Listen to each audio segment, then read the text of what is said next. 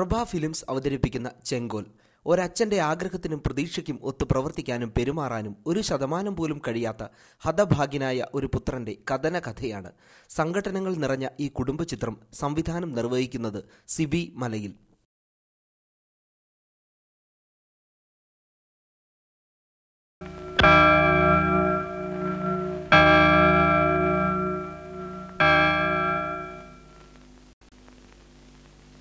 ചേട്ടൻ എന്താ ആലോചിക്കണേ?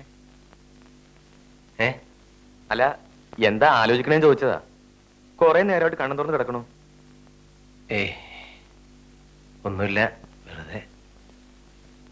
ഞാൻ പറയട്ടെ, ചേട്ടനെ പറ്റി തന്നെ അല്ലേ? വീട്, അച്ഛൻ, അമ്മ, കൂട്ടുകാര്, അങ്ങനെ വേണ്ടപ്പെട്ടവർ പലരും അല്ലേ? ഞാനും ഇതൊക്കെ തന്നെ ഓർത്തിരിക്കുകയായിരുന്നു. 1 കൊല്ലം കഴിയുമ്പോൾ എനിക്കും പരോളിൽ ഇറങ്ങണം. കഴിഞ്ഞ കൊല്ലം ചേട്ടൻ പരോളിൽ പോയില്ലേ? ഇല്ല, ഇതുവരെ പരോളിൽ പോയിട്ടില്ല. 7-8 കൊല്ലത്തിനിടയ്ക്ക് ഇതുവരെ പോയിട്ടില്ലേ? ഇല്ല. അതെന്താ ചേട്ടാ? കൊല്ലത്തിൽ ഒരിക്കലെങ്കിലും എല്ലാരും കാണാമല്ലോ. പോയില്ല.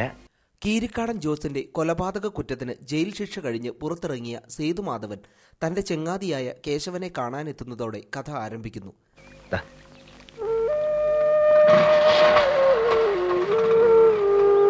ഞാൻ നിന്നെ കണ്ടിട്ട് പോണെന്ന് കരുതിയാ വന്ന. പിന്നെ ഇന്നിനെ നിന്നെ വിടൂല. കണ്ടിട്ട് 3-4 വർഷമായില്ലടാ. ജയിലിൽ വന്ന വരണ്ടാന്ന് പറയും. കത്തയച്ചാ മറുപടി എഴുതൂല.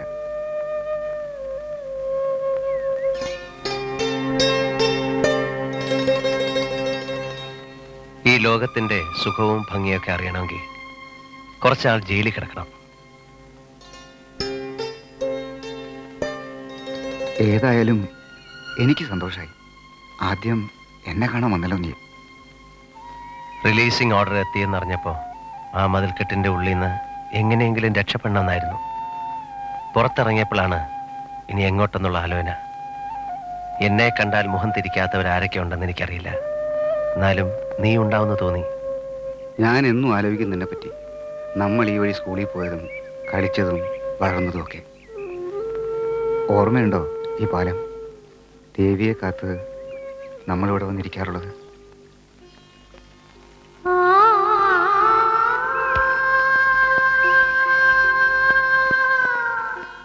സേതുമാധവന്റെ അച്ഛൻ അച്യുതൻ, ഭാര്യ ലക്ഷ്മി, മക്കൾ ലത, അംബിക, രമേശൻ, കീരിക്കാടൻ ജോസിന്റെ ചേട്ടൻ, അനുജന്മാരായ സണ്ണിച്ചൻ, റോയിച്ചൻ, ഒരനുജൻ ആന്റപ്പൻ ജയിലിലാണ്. ജോസിന്റെ അപ്പൻ കിടപ്പിലാണ്. പിന്നെ കാശ് മുഴുവൻ കിട്ടണമെന്നും പറഞ്ഞു. ഈ വീടിന്റെ വടക്കുറത്ത് വന്നതാ. ചേട്ടന്റെ ഭാര്യ വീട്ടിൽ നിന്ന് വെട്ടിക്കൊടുത്തന്നല്ലോ. ചോറിന്ന് വർത്തമാനം പറയാണ്ട് പോയി ചോറിനടാ. ചോറിന് വർത്തമാനം ചേട്ടൻ പറഞ്ഞാൽ ഞാനും പറയും. ചേട്ടൻ എന്നെ അയാളെ മുന്നിൽ കൊച്ചാക്കിയില്ലേ? എനിക്ക് അവകാശം ഉണ്ടായിട്ടാ ഞാൻ കാശ് പറ്റിയത്. അങ്ങനെ മുഴുവൻ അങ്ങ് ഒതുക്കാന്ന് വിചാരിക്കണ്ട. ഈ പറമ്പിൽ നിന്ന് വെട്ടിയ തടിയാണെങ്കിൽ അതിലൊരു വീതം എനിക്കും കിട്ടണം. എന്റെ സണ്ണിച്ച, ഇവിടെ ആരുടെ ഒരു വീതവും കിട്ടട്ട. അത് ചേട്ടത്തി പറഞ്ഞാ പോരാ. ചേട്ടൻ പറയട്ടെ. മതി പറഞ്ഞത്. നീ പോടിയ പുറത്ത്. സംസാരിക്കാനുള്ളത് സംസാരിക്കണം. എടാ, ഈ കുടുംബത്ത് എന്തെല്ലാം കാര്യങ്ങൾ ഉണ്ടെന്ന് നിനക്കറിയോ? ഒരു ദിവസം എത്ര പാത്രത്തിൽ വെച്ച് വിളമ്പണം. ജോസ് ചത്ത് തലയ്ക്കുമ്പോൾ നിൽക്കുക. അവന്റെ ഭാര്യയുടെയും കുട്ടികളുടെയും കാര്യങ്ങൾ നോക്കണം. നീയും നിന്റെ ഭാര്യയുണ്ട്, അപ്പനുണ്ട്, ജോയിച്ചനുണ്ട്. 10 പൈസ നീ തന്നുണ്ടോ? എല്ലാം ഞാൻ തന്നെയല്ലേ നോക്കണേ. ചേട്ടൻ എന്ത് നോക്കണമെന്നാ ഈ പറയണേ? ഒക്കെ ജോസേട്ടൻ ഉണ്ടാക്കിയ സ്വത്താ. ആരും അത്ര ത്യാഗം കഷ്ടപ്പാടൊന്നും സഹിക്കണ്ട. ഒന്ന് നിർത്താവോ ഈ പിച്ച കണക്ക്? അവകാശം ഒന്നും ആരും പറയണ്ട. ആർക്കും അങ്ങനെ അർഹതപ്പെട്ട മുതലൊന്നുമല്ല ഇത്. അർഹതപ്പെട്ട ഒരു അമ്മയും 2 മക്കൾ അകത്തിരിക്കുന്നുണ്ട്. അത് മറക്കണ്ട.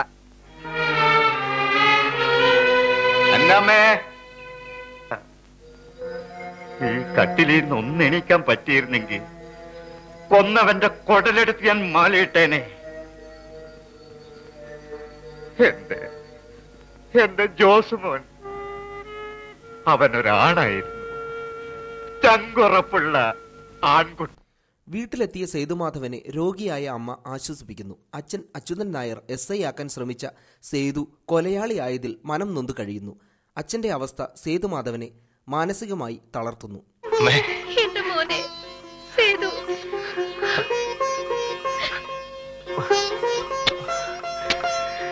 അകത്തേക്കിരിക്കാം. അമ്മയ്ക്ക് തീരെ സുഖമില്ലടാ. എന്തെങ്കിലും ഒന്ന് പറയടാ അമ്മയോട്.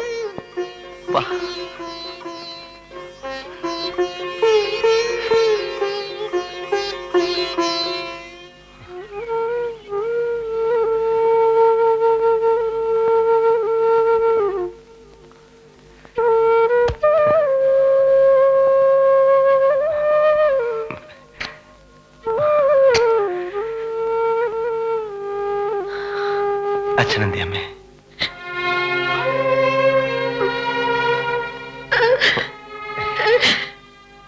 ഇനി നെഞ്ചുവേദന വരുത്തും. എന്തിനാ അമ്മ ഇങ്ങനെ കരയുന്നത്? കിടന്നു.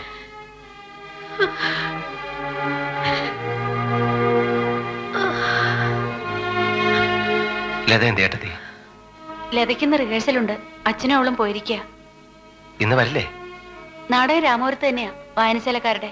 അതുകൊണ്ട് രാത്രി റിഹേഴ്സൽ കഴിയുമ്പോ വരും. സേതുവിന്റെ രക്തത്തിനു വേണ്ടി ജോസിന്റെ കിടപ്പിലായ അപ്പൻ മക്കളെ പ്രേരിപ്പിച്ചുകൊണ്ടിരിക്കുന്നു. മതിയായില്ലേ? ഇനി ഞങ്ങളും കൂടി ചാവണോ? ചാവാനല്ലടാ പറയണത്, കൊന്നിട്ട് വരാനാ. കൊന്നിട്ട് എങ്ങോട്ട് വരാൻ? 20 കൊല്ലം വരുമ്പോഴേ എണ്ണേണ്ടത്. അതിനാടാ ഇവിടെ വക്കീലും കോടതിയൊക്കെ ഉള്ളത്. ജോസിന്റെ പേരിൽ എത്ര കേസുണ്ടായിരുന്നു? ഞാൻ കൊന്നിട്ടുണ്ടല്ലോ 2 എണ്ണത്തിനെ. 1 കൊല്ലം തികച്ചു കിടന്നിട്ടില്ല ഞാനും എന്റെ മോനും. അപ്പാ, നമുക്ക് ജോസേട്ടന്റെ ചോരയ്ക്ക് പകരം വീട്ടിയാ പോരെ? അതിന് വേറെ എത്ര വഴി കിടക്കണോ? പറഞ്ഞ് മനസ്സിലാക്ക്. എനിക്ക് പോയിട്ട് 100 കൂട്ടം കാര്യങ്ങളുള്ളതാ. ഒന്ന് എണീറ്റ് നിൽക്കാൻ പറ്റിയിരുന്നെങ്കിൽ ഒരുത്തന്റെ സഹായം എനിക്ക് വേണ്ട, ഞാൻ മതി. അപ്പാ, അവനെ നമ്മൾ തുണ്ടം തുണ്ടാക്കി നുറുക്കിയിരിക്കും. എടുത്തു ചാടിയ അപകട. നമ്മുടെ വലയെന്ന് അവൻ എങ്ങും പോവില്ലപ്പാ. അവൻ ചത്ത് കിടക്കണത് കാണണം എനിക്ക്. അപ്പന് കാണാം. ഞാൻ ചുമന്നോണ്ട് പോയി കാണിക്കും. തന്നിച്ചനാ പറയണേ. അതുവരെ അപ്പൻ സമാധാനമായിട്ട് കിടക്ക്. ആന്റണിയേട്ടൻ അത് പറഞ്ഞിരുന്നെങ്കിൽ ഞാൻ വിശ്വസിച്ചേനെ. ആന്റണിയേട്ടൻ ജയിലിലല്ലായിരുന്നെങ്കിലോ ഇപ്പൊ അവന്റെ ശവാടക്ക് നടന്നേനെ. ഒരു കാര്യം അപ്പനോട് ഞാൻ പറയാ, എന്റെ കയ്യിൽ ഒത്തു കിട്ടിയാലുണ്ടല്ലോ അവനെ ഞാൻ തീർക്കും, അത് ഉറപ്പാ. ഒരു ജോലിക്ക് വേണ്ടി സേതു പരമേശ്വരൻ എന്ന പഴയ ചട്ടമ്പിയുടെ അടുത്ത് എത്തുന്നു. മീൻ വിൽപ്പനയ്ക്ക് സേതു തയ്യാറാകുന്നു.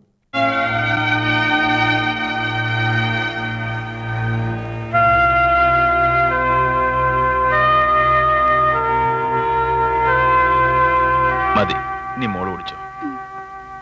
എന്റെ മൂത്ത മോള രമണി. ഇവിടെ പഠിപ്പ് കഴിഞ്ഞുള്ള നിർത്തേണ്ടി വന്നു. ചെക്കൻ പഠിക്കുന്നുണ്ട്.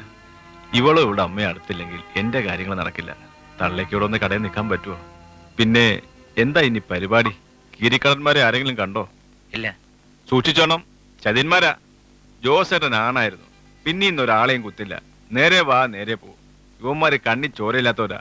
കാശിന് വേണ്ടി സ്വന്തം അപ്പനെയും വെക്കും. എന്റെ 2 കൈയും പോയി ഞാൻ ആശുപത്രി കിടക്കുമ്പോൾ ജോസേട്ടൻ എനിക്ക് ഒരു 50,000 രൂപ ചെക്ക് തന്നു.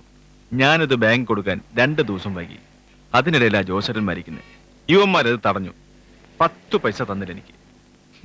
ഇപ്പൊ വലിയ മാന്യന്മാരും മര്യാദക്കാരും ഒക്കെയാ. പക്ഷെ തരം കിട്ടിയാൽ അവർ തനി നിറം കാണിക്കും. പിന്നീന്നാ കുത്തുക. അതുകൊണ്ട് പിന്നിൽ ഒരു കണ്ണു വേണം. എനിക്കിപ്പോ അതൊന്നും അല്ല പ്രശ്നം. ഒരു പണി വേണം. അതിന്റെ ഒരു കറക്കത്തില്ല ഞാൻ. ഒരു രക്ഷയില്ല. എന്തു പണി വേണം? എന്ത് പണിയും ചെയ്യാം. മീൻ വിൽക്കാവോ? മീനോ? ആ, മീൻ. നല്ല കടൽ മീൻ. ചന്തയിലെ മീനിന്റെ ഹോൾസെയിൽ എനിക്ക് വേണ്ടപ്പെട്ട ഒരാളാ.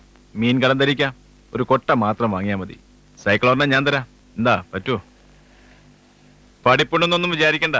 ദിവസം 100 രൂപ കാശ് കിട്ടും. ചെയ്യാം. സേതുവിനെ വാടക ഗുണ്ടകളെ വിട്ട് കീരിക്കാടന്മാർ കൊല്ലാൻ ശ്രമിക്കുന്നു.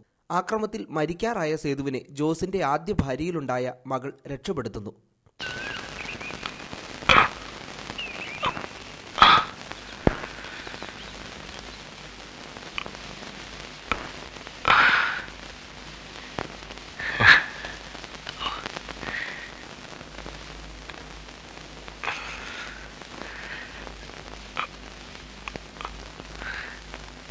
എന്തായി കാട്ടണത്?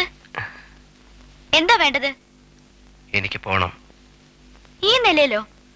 2 ദിവസം കൂടി കഴിഞ്ഞിട്ട് എങ്ങോട്ട് വേണമെങ്കിലും പോയിക്കോളൂ. അതുവരെ പോകാൻ ഞാൻ സമ്മതിക്കില്ല. സമ്മതിക്കാതിരിക്കാൻ നിങ്ങൾ ആരാ? ഇവിടെ കിടന്ന് മരിച്ചു പോയിക്കോട്ടെ എന്ന് വിചാരിച്ചില്ലല്ലോ. ആ അവകാശമുണ്ട്. വരൂ, വന്ന് കിടക്കൂ.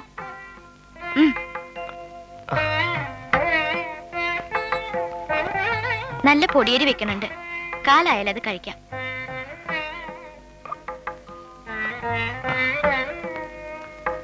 കിടന്നോളൂ. കുറച്ചു നേരം കഴിയുമ്പോ ഡോക്ടർ വരും. ഉള്ളിൽ എന്തൊക്കെയാ വിഷമമെന്ന് നേരിട്ട് പറഞ്ഞോളൂ. ഇതാരുടെ വീടാ? എന്റെ വീട്.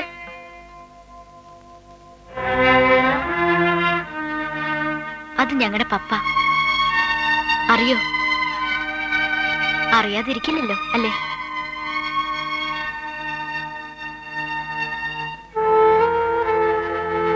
റൌഡിയായ ഹൈദ്രോസുമൊത്ത് രാഘവൻ എന്ന അബ്കാരിയുടെ കൂടെ സേതു അവരുടെ വാടക ചട്ടമ്പിയാകുന്നു. പണം സമ്പാദിക്കുന്നു. ആ ജോലി എനിക്ക് വേണം. എന്താ ആലോചിക്കുന്നത്? ബുദ്ധിമുട്ടാണോ? ഏയ് അതല്ല, നിങ്ങളുടെ റേഞ്ചിൽ ഒരുത്തനും കള്ളവാറ്റ് നടത്തില്ല. നടത്തുന്നവന്റെ കഴിഞ്ഞാൻ പറ്റും. നിങ്ങളെ ഞാനെന്ന് ആവശ്യപ്പെട്ടത് നിങ്ങളുടെ തടിമിടുക്കും ആരോഗ്യവും കണ്ടല്ല. നിങ്ങളെക്കാൾ തടിമിടുക്കുള്ളവര് എന്റെ കൂടെ ഉണ്ട്. നിങ്ങളുടെ പേര് കീരിക്കാടനെ കൊന്നവൻ. ആ പേരും ഭയവും ആളുകളുടെ ഇടയിൽ ഉണ്ടാവണം. അതിപ്പോ ഉണ്ടോ? പിന്നെ സേതോട്ടിന്റെ പേര് കേട്ടാ ഞെട്ടും.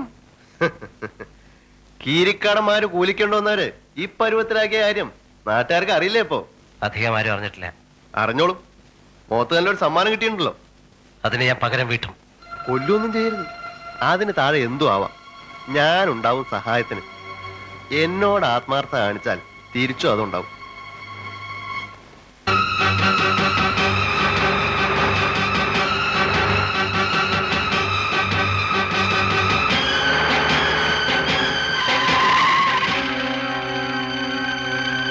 എടാ കീരിക്കാടൻ ജോസ് ആടായിരുന്നടാ. പുറകിന്ന് കുത്തില്ല. തന്തയ്ക്ക് പറഞ്ഞവനാ. നീ ഒരു കുറുക്കനുണ്ടായതാടാ. നീ എന്നെ കൂലിക്ക് തല്ലിച്ചു. ഞാൻ നിന്നെ നാട്ടുകാരുടെ മുന്നിൽ അടിക്കും. ലതയെ ഷാപ്പു മുതലാളി രാഘവന്റെ ഒപ്പം ലോഡ്ജ് മുറിയിൽ കാണാനിടയായി. സേതു ഇതിന് കൂട്ടുനിന്ന അച്ഛനെ വെറുക്കുന്നു. മനം നൊന്ത അച്യുതൻ ആത്മഹത്യ ചെയ്യുന്നു.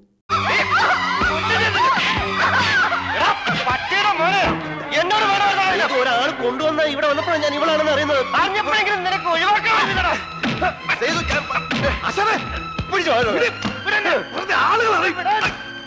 പെങ്ങളെ തേവടിച്ച് ഞാനാണ് അവിടെ കുറ്റക്കാരൻ.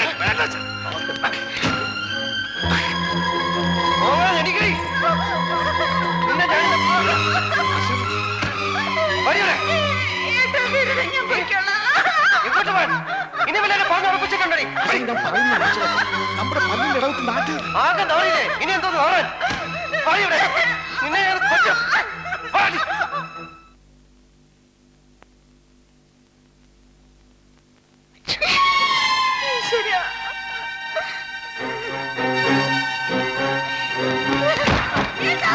തുറക്കാൻ, വാതിൽ തുറക്കാൻ. തുറന്നില്ലെങ്കിൽ ഞാൻ ചവിട്ടി പൊളിക്കും. വാതിൽ തുറക്കാൻ. എല്ലാം അറിഞ്ഞുകൊണ്ടാണല്ലേ? നിങ്ങളാണോ അച്ഛൻ? നിങ്ങളാണോ ഞങ്ങളുടെ അച്ഛൻ? നിങ്ങളാണോ ഞാൻ അച്ഛാന്ന് വിളിച്ചത്, സ്നേഹിച്ചത്, മാനിച്ചത്, ആരാധിച്ചത്?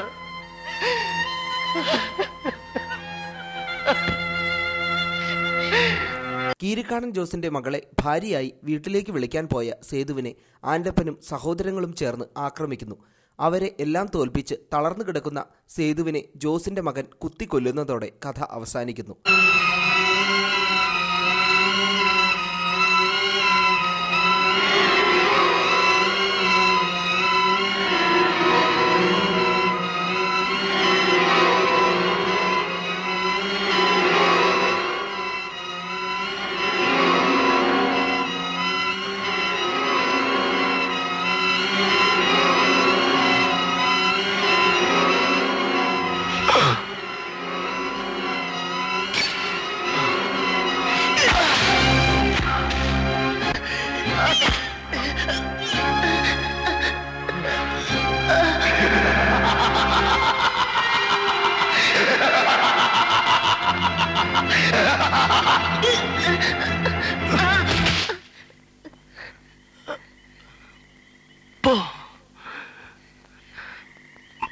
പൊയ്ക്കോ,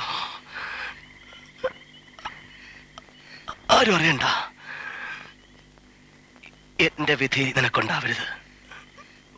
ഒരു സേതുമാധവന്റെ വിധി. പോ.